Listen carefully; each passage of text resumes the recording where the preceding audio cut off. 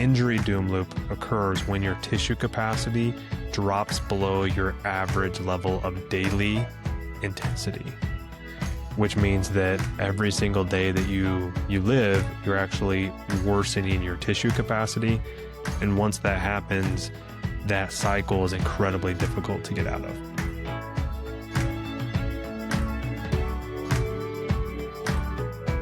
Welcome back to another episode of Past Your Prime, the podcast for active adults balancing training, rehab, family, and real life. I'm Alex Kiker, pro volleyball player, working dad, and certified injury collector. Joined here by Craig, the physical therapist Smith.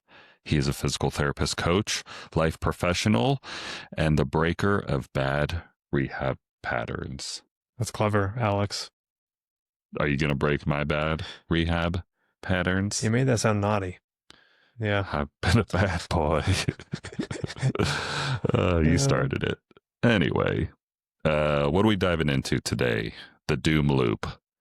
You described a lovely mismatch last week between the physical capacity and the tissue capacity, and that is how you get stuck in the pattern that you have dubbed the doom loop. This is not the Windows 95 video game, although it's similar. There are little men trying to attack you, and those are your injuries. That's you gotta fight back. Isn't that Duke Nukem? Is it? I thought it was called Doom. It might be called Doom. I don't know. Actually. Somebody please confirm this for us, because we are obviously aging ourselves. I think they might have a current video game of that, but I never played Doom. You didn't? You were an Oregon Trail guy. We did Oregon Trail. I always got killed by dysentery. Yeah, it'll get you, man. Yeah. That in the river, I'd always drown. So it's like, you died of dysentery. And if that didn't happen, then it's like gives you the choice which way to go. And I always would drown. Yeah. Or an ankle instability. That's what always got me in Oregon Trail. Yeah. Okay. Doom loop. Sounds pretty dramatic. Where's the drama in all of this? You're not talking about one bad day. I'm not. A doom loop for me, and it's getting really specific to the model that we use. A doom loop for me is where your tissue capacity, in this situation, we're talking about an injury doom loop. There can be an energy or fatigue doom loop as well. But an injury doom loop occurs when your tissue capacity drops below your average level of daily intensity, which means that every single day that you live, you're actually worsening your tissue capacity. And once that happens, that cycle is incredibly difficult to get out of. Yeah, and I'm starting to realize that I have a lot of factors that could be affecting my overall stuckedness in the doom loop. The stuckedness. Yeah. It's so easy to fall into that pattern. And once again, like we talked about in the last episode, people with higher physical capacity and who enjoy being more active, so their daily activity intensity is higher. When those two things happen, it sets you up to get into a doom loop in a situation that is kind of shocking. You can enter a doom loop and actually be quite healthy. It's really dependent on how you operate, where your physical capacity is, and what you really like to do. And the key pattern of it is the longer you're stuck in it, you start to get less and less things that you can tolerate. So if you're one of these people who are finding that they're having to do more and more compensations or removing more and more things from your life because you feel like you're getting older and your body's not handling it, those are signs that you have a doom loop that's been developing. And it can take a really long period of time because I think it's almost exponential. It can be really slow at the start once you get into this problem, but then it can rapidly accelerate to the point where you feel like you don't handle anything at all. Yeah, I find myself like, oh, okay, I got to tape my wrist before my volleyball match. Okay, got to put my knee sleeve on. Okay, got to put my elbow brace on. Like, okay, going to cover my whole body in KT tape. And now I can do something. Yeah, make sweet love to your, not cocoa butter, or is it icy hot? What is it again? Oh my God. How am I not remembering? Bengay. What I is it? have not. It's ice. It It's not icy hot. it is No, no. Tiger Balm. Tiger Balm. Yeah. No, If you find I've not been abusing the Tiger Balm you tie in like the recently. baggie and you're dipping your finger in with the baggie Yeah. and Tiger I Balm just in bought your some saddle. gloves, so it's Oh, like a little bit less offensive. The baggie was where I got the idea for the gloves, though. Yeah. that's good. I really first came into seeing these doom loops with CrossFit. Was that interesting? Like, Well, yeah, because that's like the ultimate like push or die. yeah, Like you will push through this. If you don't push through this, you're just gonna die. I found a pattern in one of the, yeah, you're going to die. I found a pattern that these individuals would come in and they would do extremely well with doing CrossFit exercises. And oftentimes there's a self-select period that I've noticed with people who get into CrossFit where 3 to 4 months of somebody doing it, you can tell if they're going to like that activity or not. And oftentimes they'll just quit. But then there's these individuals who it's like this thing that really worked well for them. So it's actually pretty cool to see. They get stronger. You can tell that they're moving better. They feel better. They get kind of addicted to these like skills that they're learning. Yeah. And then 2 to maybe 3 years, they've just been pushing themselves for that whole period of time. And then the wheels come off. And then it seems like they start just catching injury after injury. And then they'll come back and they're like, I can't come even close to the lifts I was doing before. These are individuals who got stuck in a doom loop and it was they didn't realize they were in it, but they'd been in it for a year and constantly compromising their tissue capacity while at the same time even improving their physical capacity more until the wheels came off and then they couldn't do anything about it. I feel like the wheels have come off CrossFit altogether. Like it was so hype, what, like 5 years ago, maybe like just before COVID. Yeah. And yeah, I was either reading or listening to something recently where so many of those, CrossFit box owners are having to like reimagine their gym and make it into something completely different, just like more of a standard gym rather than, come in, do 400 pull-ups, run 40 miles, do 400 squats, run another 40 miles. Throw up, run another 40 miles. Honestly, they're second to none, in my opinion, with community building and getting people to be able to do hard things together. Yeah. I really admire the way that community is able to get people to do hard things.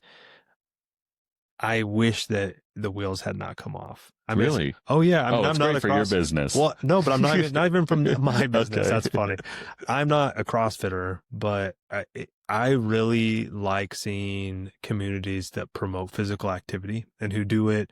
And this is people who do strength training, running clubs. I'm kind of agnostic, to be honest, like volleyball, where people do things like, and they really encourage people to be physically active and to push themselves. I really admire the communities that can do that and the groups that are able to do that. And I do think the reason CrossFit was doing so well is they had found this. It's like a cult. A cult almost. Yeah. Yeah. Sometimes cults are good, I guess. I get cult. No, but man, no, the I wheels. Disagree. I was like, the wheels have no, come off. No though. tentative agreement there. Yeah. I don't know I hope that's not the case. I hope that they're able to correct it. But yeah, innovation is not a bad thing. Yeah, it's just odd. And yeah, the thing that I was listening to was talking about how so many of those businesses have just kind of not been as popular. I mean, we're in a new day and age, different generation. People are looking for the easy fix again. Yeah. I mean, it's just not out there. It's not out there nearly as much as they think, but I am all for CrossFit. Alrighty. Yeah. Well, for those of us that are going hard and are stuck in this doom loop, I think we talked a little bit about it before this. It's built off like a classic rehab model. Can you give us some background on that? Yeah. So my background, one of the areas that I did research in when I was a younger man was on injury screening. I was a younger man 2 days ago. Yeah. Yeah. You're an older person now. He can grow facial hair now, which is kind of cool.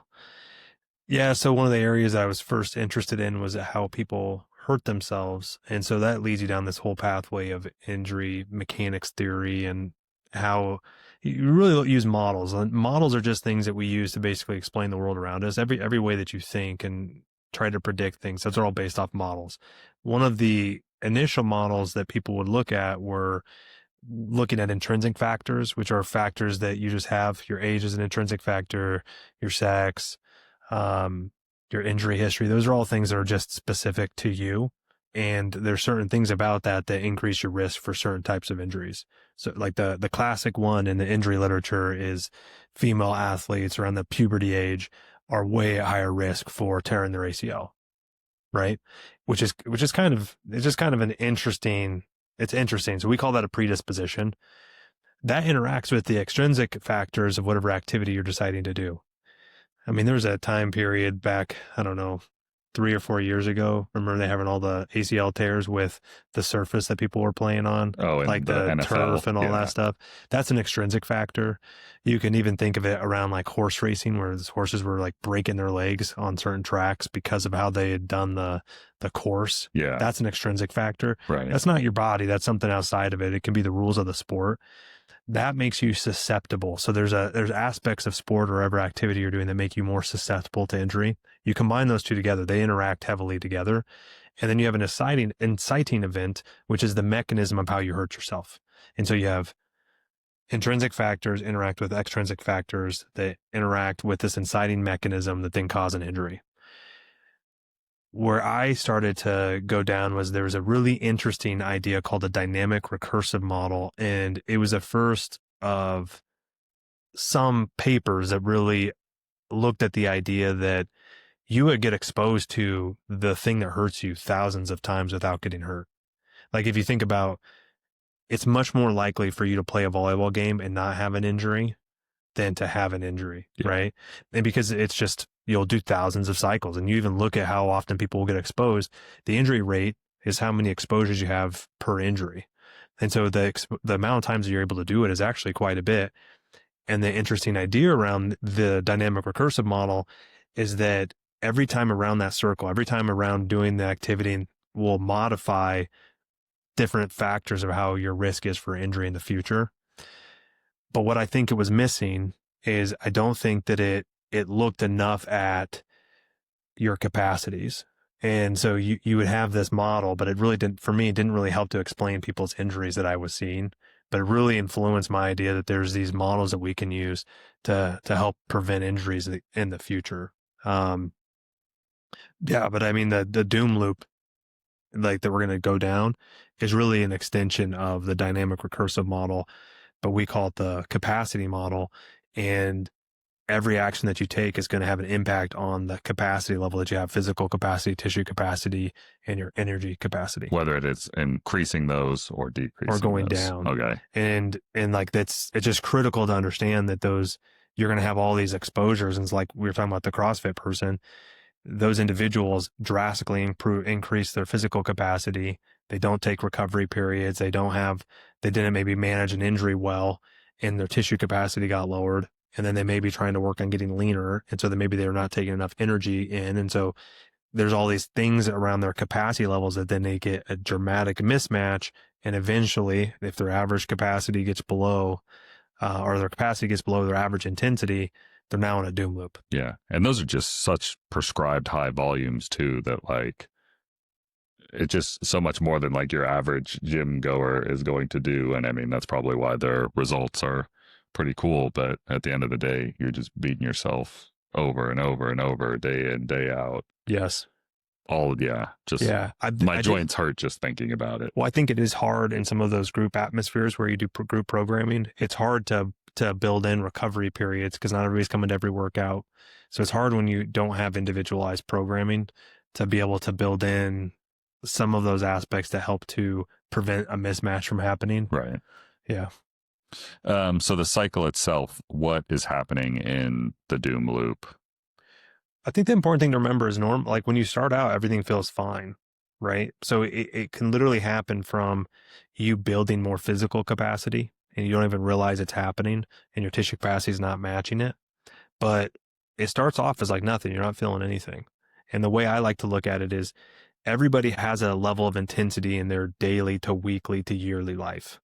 And there's two things I really think are important to know. You have your peak levels of activity intensity. So that would be for you would be like your hard volleyball games. That's your peak activity, or maybe the highest weights that you're lifting. Those are your peak stresses. I find that a lot of times the acute injuries, those happen with the peak stresses, right? Like you, Sure. you land hard and you miss land and you jam your knee. Right. That came from a peak stress. It doesn't always have to happen that way, but that doesn't happen in a vacuum. Like that then impacts your tissue capacity. And oftentimes I think it's your body's inability to handle those peak intensity events that then first lower your tissue capacity. That makes sense. Right. But then the other thing to remember, the other aspect of intensity to think of is your average intensity throughout a day. Now, that's just everything. That's not just the workouts. That's like the work day. That's taking care of your kids. That's everything, including the workouts that you're doing. And you can kind of average all that together and you get an average intensity that on a daily basis that you're having to deal with. With the doom loop, what happens is you could start with your physical capacity and tissue capacity being the exact same, but over time, a gap starts to develop and more things trigger and irritate and reduce the tissue capacity until it drops below your average daily intensity. And it's key for it to be below your average daily intensity because once that happens, that means your normal daily life makes your tissue capacity worse. And that's when things really start to accelerate. That's when you're officially in the doom loop. All it means is that you now have where your tissue capacity is lower than your daily average intensity, which then means that you're going to reduce your tissue capacity, which means you're going to have more things that trigger, which then means that you're going to feel worse and you may even reduce your average level of activity intensity. But if you maintain that gap between the two, it just cycles and you get to where you're doing less and less, but feeling worse and worse. And eventually it spirals to where you quit doing everything. Yeah. And the classic doom loop that we've talked about, I believe, is the cortisone doom loop for the knee. Yeah. Right. And that's where people will use a medication, a cortisone injection to the knee joint. It degenerates the joint further. So your tissue capacity lowers to get really specific. The individuals will have the injection, which makes them feel like it's better, but it's not. It's just masking the symptoms. All the things that show what their tissue capacity is handling get worse. You have quad atrophy, the joint stays swollen, you start to lose knee flexion, you lose knee extension. So you can actually handle less. The people typically do less, and the pain comes back. And then you start to have to cycle through where you get injections more often, and it handles less and less until eventually you get a total knee. Yeah. I was nervous about falling into that doom loop with my elbow because I got my first cortisone injection of my life in my elbow. They can be incredibly helpful when it's like managing just an inflammatory response. Yeah. And I mean, it seemed to work, but now I'm like waiting for it to wear off. But I do think, if not to overshare, but you figured out that you were hurting yourself at night. Like your sleep was a trigger. Yeah. And you figured out that wearing a sleeve was pretty helpful to prevent that. And I sleep with my arms straight up in the air now. Yeah. Not in your mouth anymore. You don't put your thumb in your mouth. No. Which I think that was clearly the biggest trigger that you had. I used a binky. You used a binky now to replace his thumb. But I mean, I think that's because I do think that what's often is we forget the triggers, those like types of hidden triggers like that. And we focus mostly on like the injection. Everybody has a treatment first focus. Like it's just kind of how our brain works. You want to get better. Yeah. But what I find with these, it's the treatments are so not the issue. It's the triggers that you don't even realize are there. And then going back to like the average daily intensity, like I feel like that for me has raised over probably the last year and a half because that's about when I started the nighttime workouts. And so like that's 2 hours more of rest where I would probably just lay in bed or go to sleep that are now spent in the gym. And so I do think that that's been a contributing factor. There's positives and negatives to it because I'm continuing to stay active, but it could be contributing to raising my daily average so high that my tissue capacity can't match that daily average anymore. I think that's actually really insightful. Yeah. Those types of things are really important because the reason you added those workouts in are because you were trying to improve your physical capacity getting ready for the volleyball season. Right. And I often think that people will do these additive things and they're for a good reason. And it's just being clear what you're trying to do. You're not doing that for your tissue capacity. You did that because you wanted to jump higher, produce more force on your volleyball spike, like all of these things that you wanted to be able to do. I feel like I said that with on your volleyball spike. Oh, that was good. When he dug a pancake out, you wanted to augment your physical capacity, right? That's most often what people fall into with some of this stuff. Like the worst doom loops I've seen are typically come from a good place where somebody's trying to improve their physical health. I fell into this doom loop because I started walking, right? Or I started to work out at F45, or I started to work out at CrossFit, or I started working out here. It can happen anywhere because you can fall into it and it's a really subtle experience. But I bet when you started to add those in, you didn't really think about the impact on your tissue, No. right? You didn't really think about the increase in intensity over the average or even peak of adding those exercise routines in, Yeah. And right? it's just way more insightful now knowing that like I should and have been considering all the factors that take a role in what my daily outputs are, I guess, Yeah. versus the daily inputs. I do think it's interesting how often as professionals we minimize how hard our days are. Like we mask it all the time with like coffee or I haven't had caffeine sugar. in 2 weeks either. And that is That's actually just, pretty crazy. my eye's Why still not? twitching, but Why not? just because I had an eye twitch and I thought caffeine was the culprit. Yeah, were you like mainlining caffeine? I mean, I was just drinking 1 can of Celsius a day. That's terrible. Yeah, it's Wow. not really good for you, but I'm just it joking. wasn't that bad either. Yeah, I think I definitely mainline coffee. But we do that. We have all these things that mask symptoms. You've used, like you said, Bengay, Icy Oh, Hot, Tiger Balm, man. Tiger Balm, cocoa butter, and you use those things to mask some of the symptoms. It's normal. We have all these things that do that, but when you do that, you might be you might be hiding the ball that you're not handling your daily activity very well. Yeah. Well, I'm off the Tiger Balm and I'm off the caffeine, so I don't know what else. I Uh, still take ibuprofens. I love it. Anyway, so back to the capacities in the doom loop. We just kind of talked about the role of average intensity. We've talked about the 3 capacities many times. How do those fit into the doom loop? Well, so to go back all the way to what I said about the dynamic recursive model, the idea is that you go through the cycle over and over again. In this situation, you're going through the cycle on a daily basis, Yeah. right? And the idea is that the capacities are what are changing when you go through the activity. It can be adapting in a good way or it can be adapting in a bad way, which we call maladaptation. So what we want to see is that your capacities are overall building.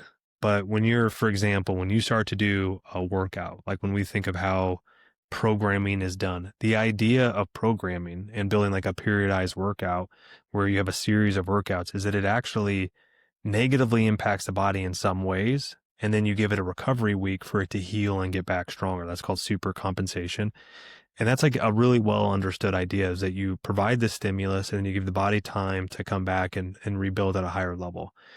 The capacities are a way to operationalize that in a more clear pattern. So physical capacity is your ability to do something, to do an activity. So if you're starting to try to add nightly workouts to improve your squat, your vertical jump, you will see an increase in capacity. It'll look like, oh, I can squat more and I can jump higher, right? Hopefully. Hopefully. The two that we forget about are your tissue capacity and your energy capacity. Those are often just ignored. So there's things like you don't tolerate your workouts as well. You're more sore. You start to catch injuries. Those are signs that your tissue capacity is being negatively impacted by the daily cycle that you're going through. Energy capacity is what you can do sustainably and what your body can support for the physical output. And so that'd be like, are you feeling well? Are you sleeping enough? Are you being overwhelmed by other stresses or making so your body doesn't recover? Like you have high levels of cortisol.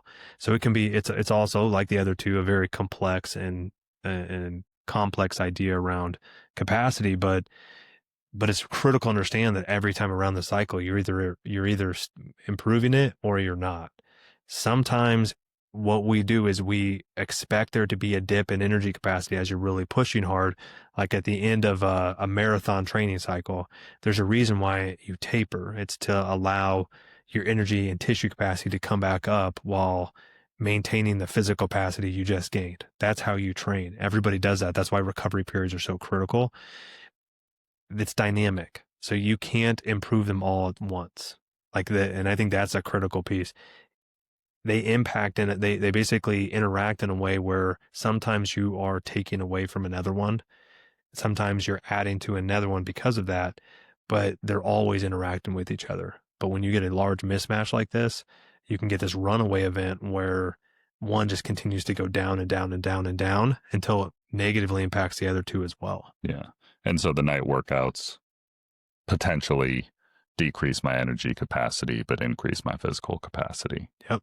And if you overload the tissue, then that also compromises your tissue capacity. Yeah. And so then the idea would be, like, if we had to go back in time and we looked at your workouts, we may, when adding on to your average intensity, it's like you don't want to really do that when you're hurting, when you're having a big problem. You want to stabilize first. Right. You may want to increase your calorie intake for a period of time. You want to make sure that the workouts themselves aren't too intense. Like the intensity level may be reduced, and you're just looking to see that, hey, when I add this workout, I want to make sure I'm not having an energy crash. Yeah. I don't want to feel overly fatigued the next day. So like, it's not beneficial to add 2 workouts on, and then at the end of the night, you feel like you're dying. So you have to ingest more caffeine the next day. Like those are all signs that you're compensating for a capacity that's not catching up. That makes sense. Yeah. What are the common mistakes that keep you stuck in the doom loop? I mean, the biggest one is that you focus on the latest issue, but not the actual system. That's the concept around system theory in general, is understanding the system that you're operating in and the structures of it. That part's as critical as the latest event. Like if you don't consider the long standing pattern that you're running into, what you'll do is you'll just move from one problem to the next problem to the next problem, when really, okay, yeah, your elbow hurts, but we have all these other issues. It's a sign that your body's not handling the stresses you're putting through it, right? And so you need to adjust the whole system to be able to allow this to heal. Because oftentimes, I mean, really, rehab is not that complicated. Like getting somebody to feel better is not that complicated. It's a matter of creating a therapeutic gap. So we know the treatments that we're doing are making it better, and we're managing the triggers that will make it worse. Like it's that simple. You do that over a long enough period of time, the body will heal. The issue with this, if you don't realize that you're always overwhelming your body, you just transfer this overload to a different part of your body. Yeah. And you just basically stay stuck in the same problem. Well, that's why I think, yeah, joint injuries, maybe not as much in an elbow, but like a knee injury, like people want to walk. They want to walk every day. They want to walk their 10,000 steps or whatever that is. And it's just pretty easy to not be able to build that therapeutic gap when a daily life necessity is, using your elbow to pick something up, or walking and, crushing your knee 10,000 times a day. Yes. Yeah. And it can be so subtle at the start that you don't even realize it's happening. But yeah, especially if you have like that type A personality, you commit to doing something, you're going to get it done. Yeah. I think that's a big one. The next one, so you sense the pattern that you're in. The other big issue is you chase the symptom. And those are the individuals where, what I notice with them, they're the ones that are addicted to massage. They're the ones that they have to get repeated injections because their tissue always gets tight.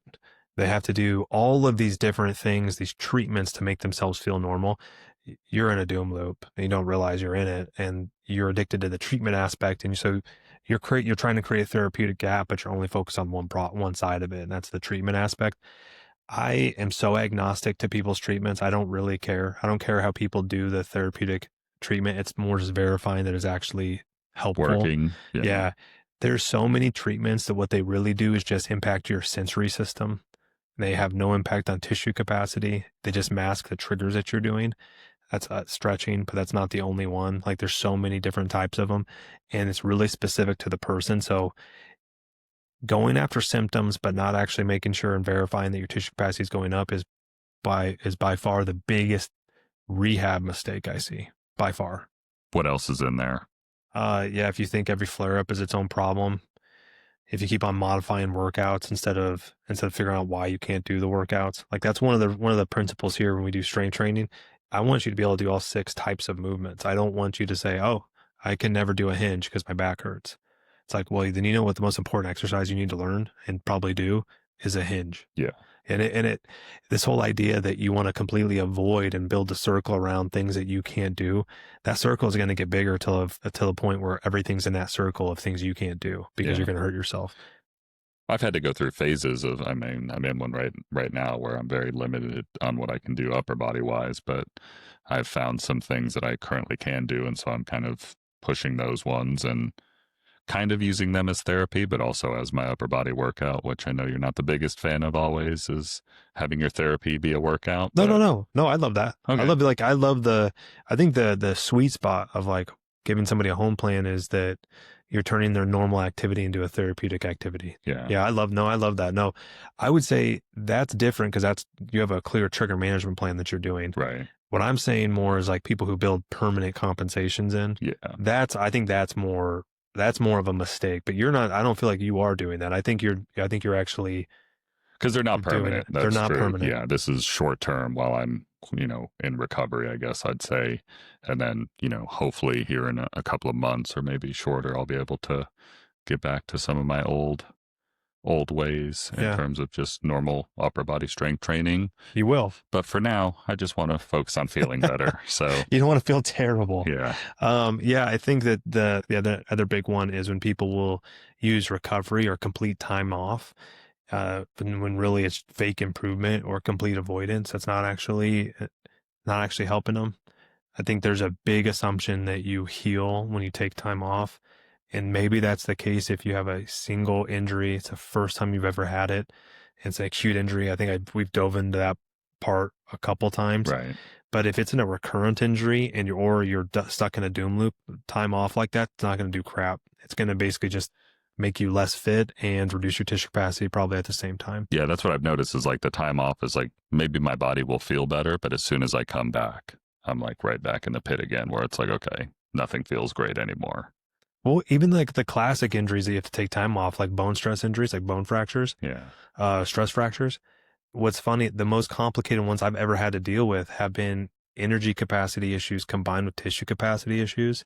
And then when the people took time off too long, their bone became fragile. Like, and so they kept on having these repeated issues, even though we got their nutrition to where it needed to be, and we were really paying close attention to their tissue capacity. So the idea of just everything you have to take time off on, I think is just, I think it's a strategic mistake. Yeah. And with my wrist, I mean, it still hurts with pretty much any wrist loaded activities. But then, like, every week I come back and it's a little bit stronger or it hurts less while I'm playing volleyball. And so it's kind of like a necessary evil. Like, you got to go through a little bit of pain, especially with a bone fracture type injury, to be able to bring it back stronger and continue building the tissue capacity until, hopefully sometime in my future, I won't really deal with the pain anymore. Well, and what I like about that point too is you have clear key signs with like wrist extension. Yeah. Like, so all your key signs are improving, and because of the sport you like to do and that you hit with that side, it's an acceptable aspect of it. Yeah. The key signs are so useful for those types of situations where you expect there to be some pain.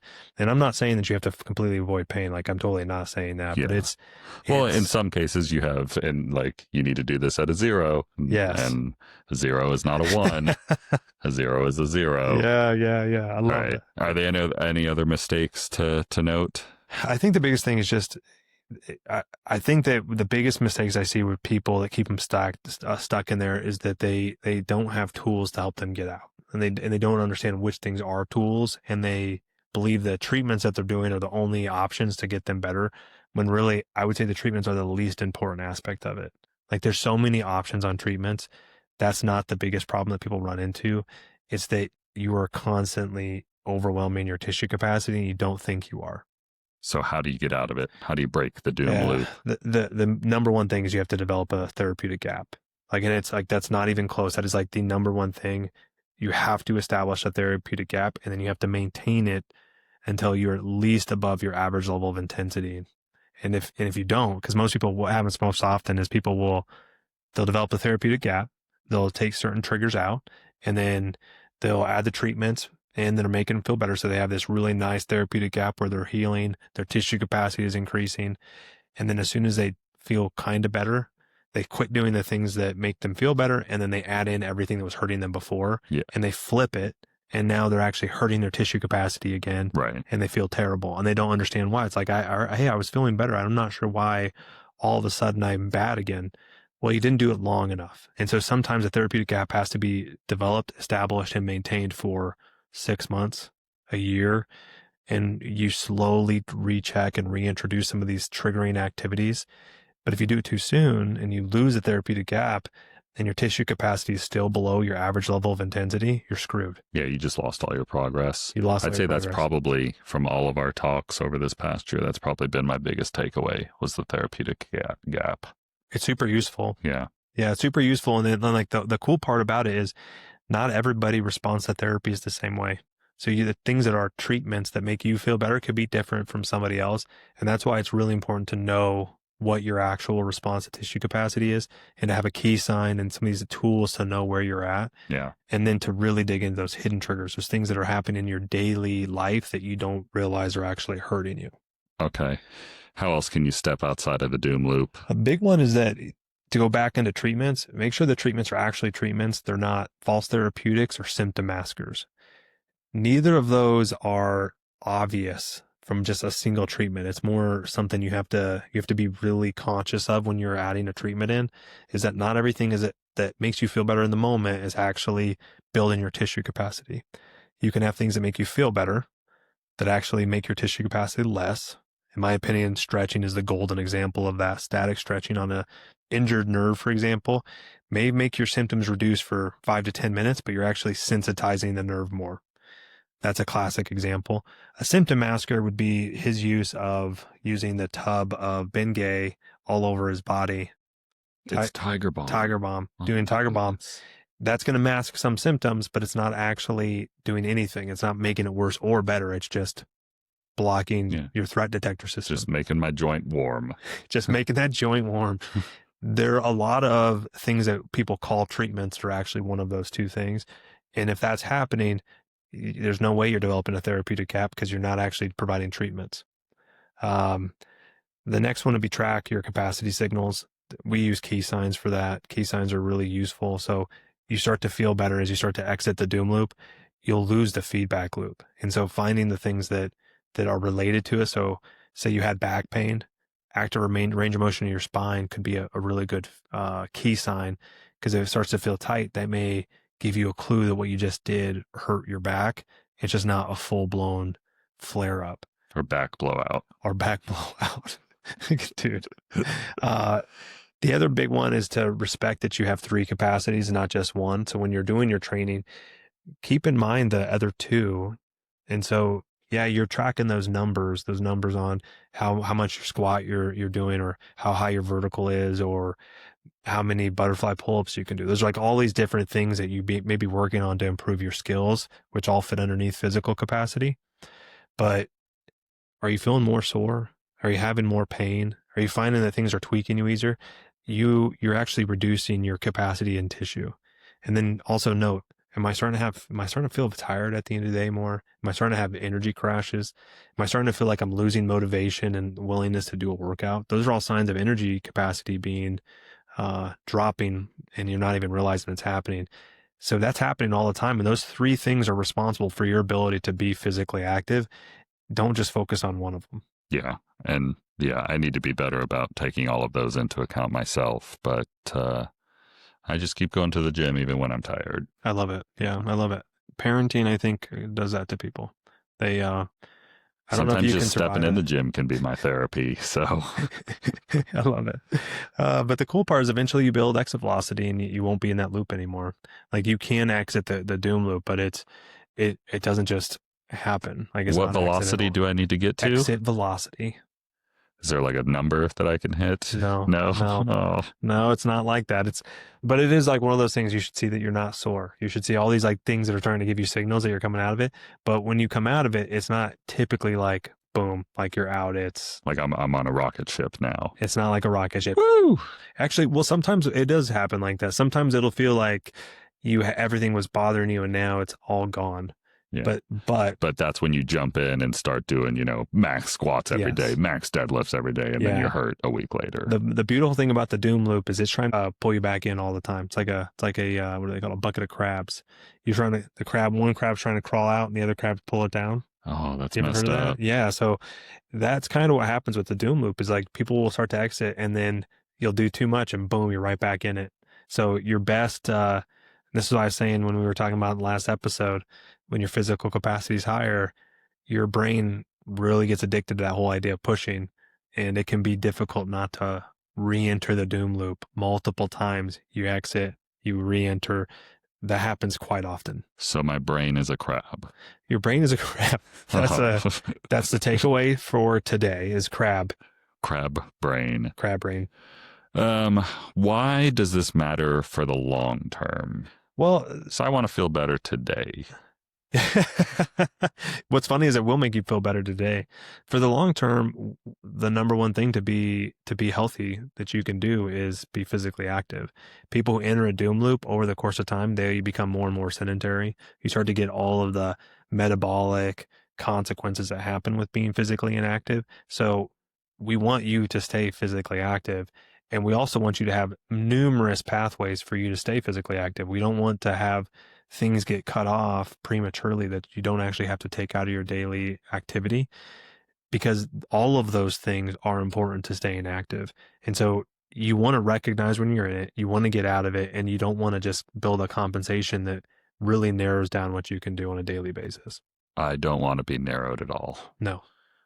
Although I pretty much only play volleyball. Yes.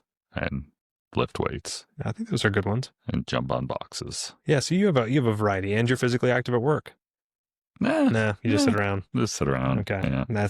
I go on walks. Here. Go on walks every once in a while. Isn't that's a beautiful nice? thing. That's yeah, nice. Yeah, you don't need a huge variety, but you have the ability to do a whole bunch of things. You're not cutting anything out. Anything else? I think that's a great place, man. It's the foundation for long-term health. Like if you stay physically active, you're respecting where your capacities are, you're not in a doom loop. It's just so much easier for you to live a long, healthy life. Long, healthy life. Yes, please. All right. If this episode hit close to home, if you feel like you keep circling the same injury no matter how careful you are, stop tiptoeing around it. That's the doom loop in action. Dun, dun, dun. Doom loop. All right. Next week, we'll break down the tools that help you rebuild out of it. That's past your prime. Stay strong, stay moving, and keeping your system ahead of your intensity. PYP, baby. Peace.